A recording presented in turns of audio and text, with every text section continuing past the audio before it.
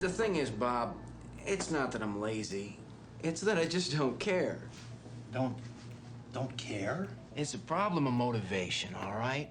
Now, if I work my ass off and Initech ships a few extra units, I don't see another dime. So where's the motivation?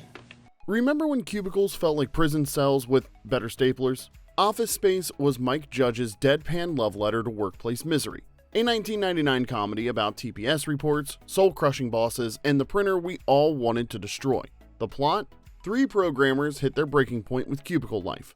Peter, played by Ron Livingston, Michael, played by David Herman, and Samir, played by Ajay Naidu, and they plot the perfect crime, embezzling fractions of a cent at a time. The plan is brilliant, the execution, not so much. Today, we're counting down weird facts about Office Space. From casting near misses and Jennifer Aniston with too much flair to the red swing line stapler that didn't even exist until this movie made it famous. Stick around for number 2 because Mike Judge turned down a massive gig you'll recognize instantly. Now, before we jump in, don't forget to like and subscribe.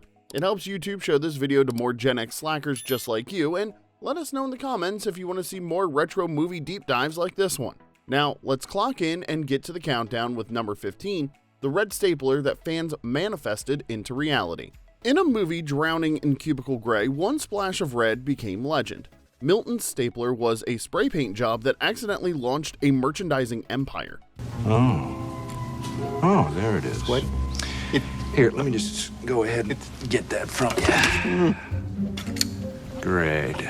Swingline didn't make their 747 model in red, so the prop department grabbed a black one, hit it with Rio red spray paint, and stuck it on Milton's desk so it would pop against the corporate gloom. Nobody expected that prop to become the film's breakout star, but then again, nobody expected the film to become a cult classic either. After Office Space hit DVD and cable, fans started flooding Swingline with one question: where's the red stapler? eBay sellers began peddling homemade knockoffs, some spray painted in garages with more enthusiasm than skill, and finally, in April of 2002, 3 years after the movie bombed, Swingline caved and launched an official red 747. It instantly became a bestseller, outselling their boring black models. Sometimes failure in February leads to merchandising miracles by April. Number 14, Milton started as a scribble on Mike Judge's actual desk. Before Office Space was a movie, Milton Wadhams was just Mike Judge's revenge fantasy, possibly inspired by some poor cubicle drone who wouldn't shut up about his desk getting moved. The character was based on a real coworker who never stopped complaining about desk relocations, which sounds petty until you realize that petty workplace torment became the foundation of an entire corporate dystopia. Judge created Milton as an animated short that became a hit on MTV's Liquid Television in the early 90s. The same underground anthology gave us Aeon Flux and taught a generation of insomniacs that animation could be deeply uncomfortable. Excuse me, sir. I'm going to transfer you to accounts payable, okay? Well, no. Well, but I'm gonna... Okay. The series followed a meek employee being humiliated by his boss, an early version of Bill Lumbergh, complete with that soul-draining monotone we'd all grow to fear. Oh, and if you could just kind of go over those AIU DCP files at home tonight, that would be great. Okay? Well, thanks a bunch, Milton. Bye-bye. But... The shorts became cult favorites, appearing on both Liquid Television and Saturday Night Live throughout the early to mid-90s. Eventually, Fox saw the potential and approached Judge about expanding it into a feature film. Judge took the idea beyond one beaten-down employee to an entire workplace of broken spirits, keeping Milton and Lumbergh as the emotional anchors. And just like that, desk relocations became a national trauma. Number 13, Fox wanted an Oscar winner to play a guy who stopped caring. Hollywood loves irony, so of course Fox wanted Good Will Hunting's Matt Damon or Ben Affleck to headline a film about hating your job and giving up on ambition. Do you like apples? Yeah. Well, I got a number. How do you like them apples? The perfect face for existential burnout is obviously a recent Oscar winner, Doy. After Good Will Hunting exploded in late 1997, executives became obsessed with attaching a big name to Office Space. Mike Judge wasn't having it. He needed someone ordinary. Ron Livingston nailed the audition with a perfectly bored delivery. He looked like a guy who'd made peace with life's mediocrity. exactly what the role demanded. Damon was too goodwill hunting for a guy who'd given up on hunting anything. The casting chaos didn't stop there though. Owen Wilson and Vince Vaughn both auditioned for Peter's neighbor Lawrence, the role Diedrich Bader eventually owned with his mullet and Zen drawl about two chicks at the same time. And I think if I were a millionaire, I could hook that up too, because chicks dig dudes with money. Well, not all chicks. Well, the type of chicks that double up on a dude like me do. Good point. Well, what about you now? What would you do? Besides two chicks at the same time? Well, yeah. Rumor has it Kate Hudson read for Joanna and comedian Artie Lang tested for Milton, though Jennifer Aniston ultimately swooped in fresh off Friends to play Joanna. Yeah, you know what? Yeah, I do. I do want to express myself. Okay? And I don't need 37 pieces of flair to do it. All right? There's my flair, okay? And this is me expressing myself, okay? There it is. Giving Fox the marketing star they desperately craved. Meanwhile, Stephen Root's mumbling mastery was already untouchable, like trying to out Kramer. In hindsight, casting Livingston over a superstar was the most Office Space decision ever. It was quiet, underappreciated, and exactly right. Number 12, Jennifer Aniston got more flair because the studio wanted more Jennifer. Ron Livingston was the lead, but Fox wanted a name that could actually sell posters, so they speed-dialed the biggest sitcom star on the planet, even though her role was smaller than Milton's chance at employee appreciation. Jennifer Aniston had just gone global thanks to Friends, which in 1999 was unstoppable while teaching America that coffee shop jobs could somehow afford Manhattan apartments. Are we ready to order? Oh, you know what? We haven't even looked yet. Well, when you do, just let me know. I'll be right over there on the edge of my seat.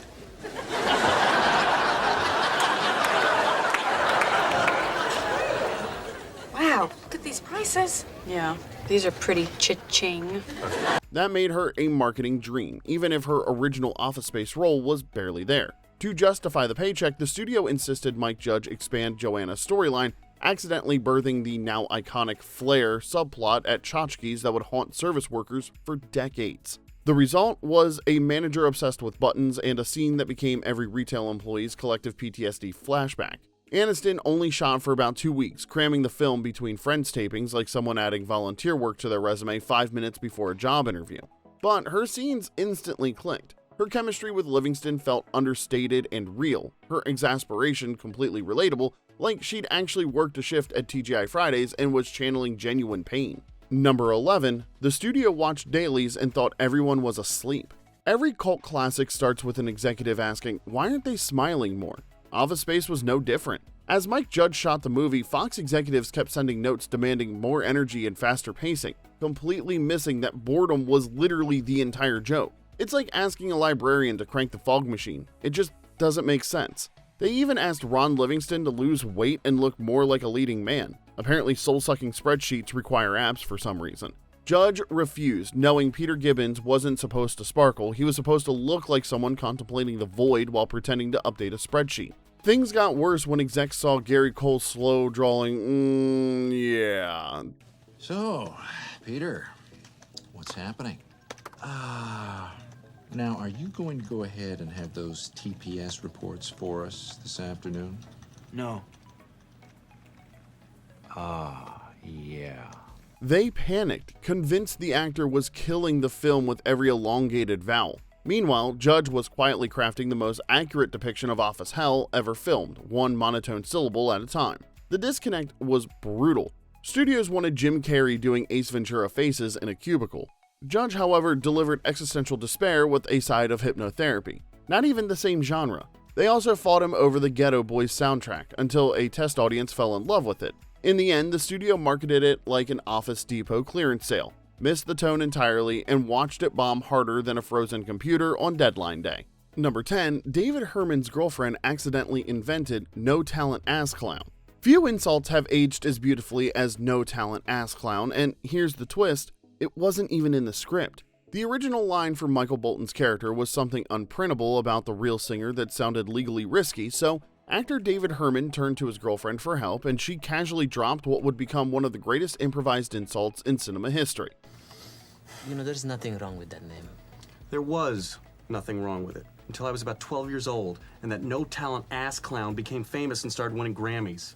Judge loved it instantly. It fit like a glove. It was ridiculous, oddly poetic, and most importantly, lawsuit-proof, the holy trinity of movie insults. The real Michael Bolton hated it at first. In 2003, he complained that fans wouldn't stop quoting it back to him everywhere he went. Airports, grocery stores, probably his own concert venues. A decade later, he mellowed out, signing DVDs as the real Michael Bolton and even spoofing the scene in a Funny or Die sketch. Eventually, the term outlived both the movie's theatrical run and the insult's original sting, landing in Merriam-Webster's dictionary in 2019. Not bad for a throwaway suggestion from someone who wasn't even on set. Number 9, the Ghetto Boys turned office rage into poetry. Every generation has its anthem for frustration. For cubicle dwellers in 1999, it was Houston Gangsta Rap. And somehow, it was exactly right. Is the group harder than an erection that shows no affection? They want to ban us on Capitol Hill. Mike Judge fought tooth and nail to keep the Ghetto Boys in Office Space, while Fox execs argued it didn't fit a movie about white-collar software engineers. Judge begged for one more test screening and promised to cut it if audiences hated the pairing.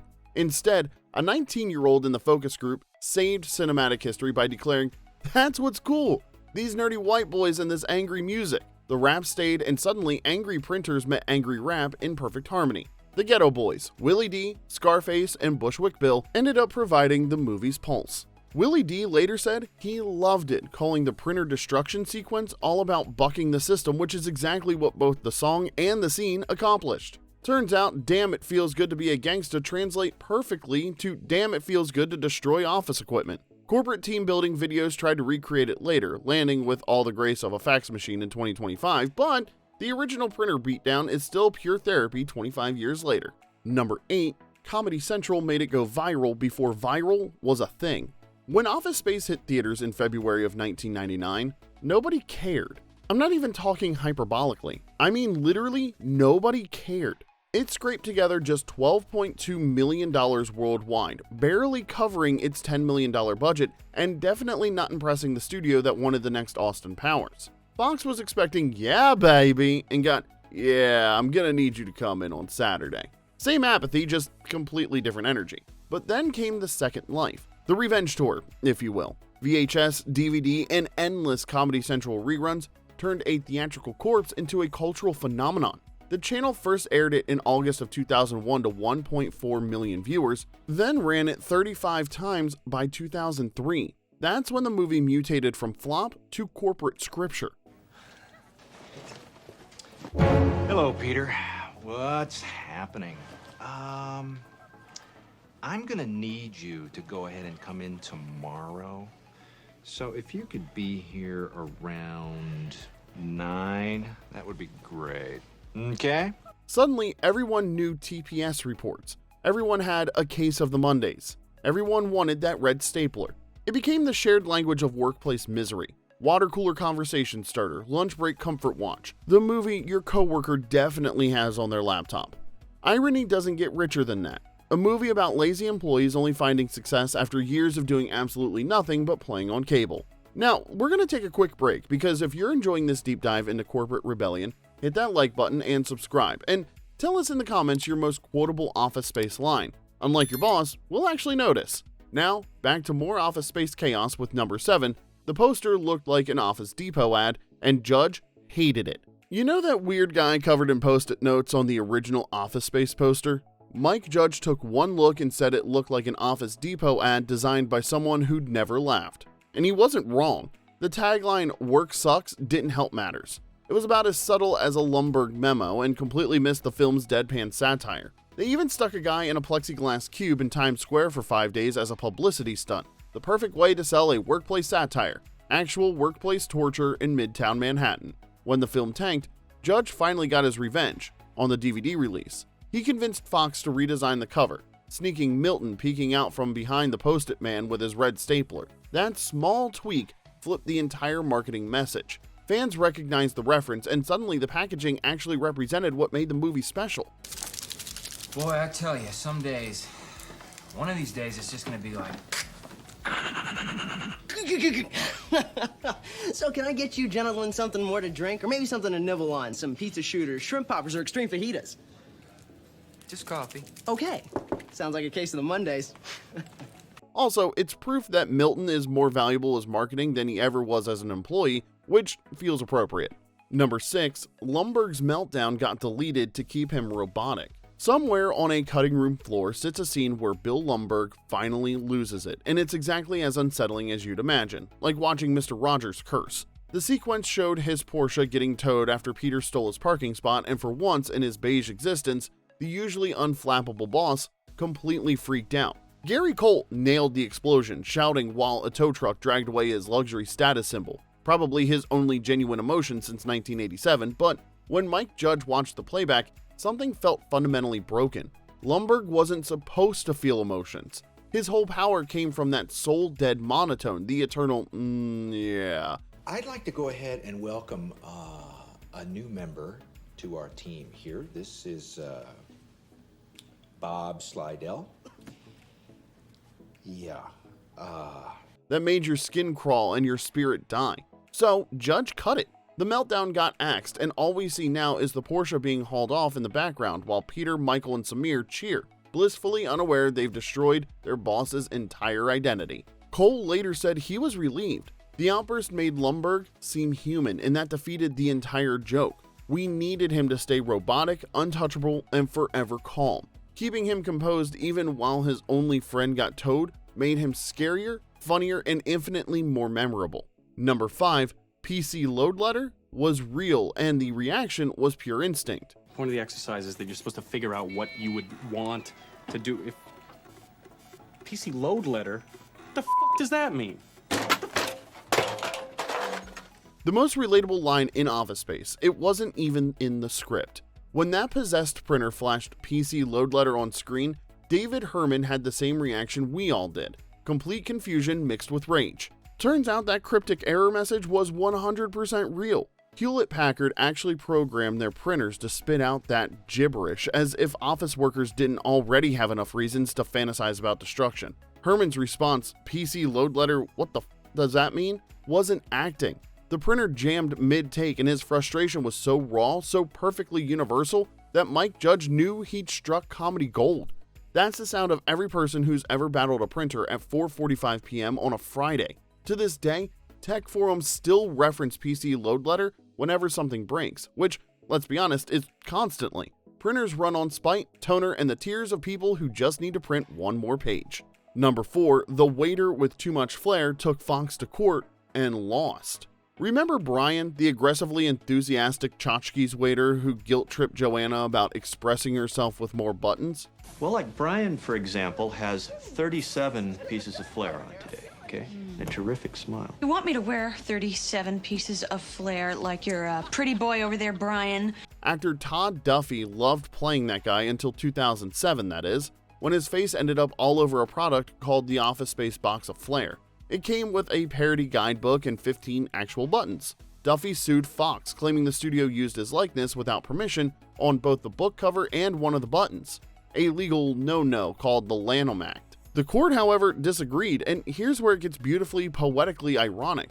His contract, a standard day-player agreement, gave the studio all rights throughout the universe to his performance. Yes, throughout the universe, not just Earth, not just this dimension, the entire cosmos, every parallel reality, all possible futures. Somewhere in the multiverse, there's a version of Brian still asking for more flair. The judge called the language unambiguous, legalese for you signed your soul away and the receipts are ironclad, and dismissed the case in 2014. It's poetic, really. The guy who embodied mindless corporate enthusiasm got legally crushed by the most corporate clause imaginable. Number 3, the cast started swearing on purpose to stop a PG-13 rating. Midway through filming, word trickled down that Fox wanted Office Space to be PG-13. The logic was simple. You had a broader audience, there were more ticket sales, less profanity equals more money. Basic studio math that completely misses the point. But the cast's reaction was closer to, over our dead printer. Give it to me. Come on, you little let's go. That's what I need. Let's do that. Let's do exactly that, you little. David Herman recalled that when he heard about the plan, he immediately began dropping more F-bombs in every scene he could squeeze them into. He called it stuffing as many blue things as possible between things, to make sanitizing the film completely impossible during post-production. Mike Judge quietly approved because the whole team knew that sanitizing the film would kill its authenticity. After all, no one trapped in corporate hell curses politely while their printer jams for the 15th time that morning. The rebellion worked. The strategic profanity pushed the movie into R-rated territory, preserving the bite that made it feel real. Without those improvised swears, Office Space might have ended up as a forgettable family-friendly training video about teamwork and positive attitudes. Number 2, Mike Judge turned down the sequel because the first one nearly broke him. Now, Hollywood logic says if a movie bombs, you bury it and pretend it never happened. But for Office Space, once it blew up on DVD and cable, Fox suddenly wanted Office Space 2, and Mike Judge couldn't stop laughing at the irony.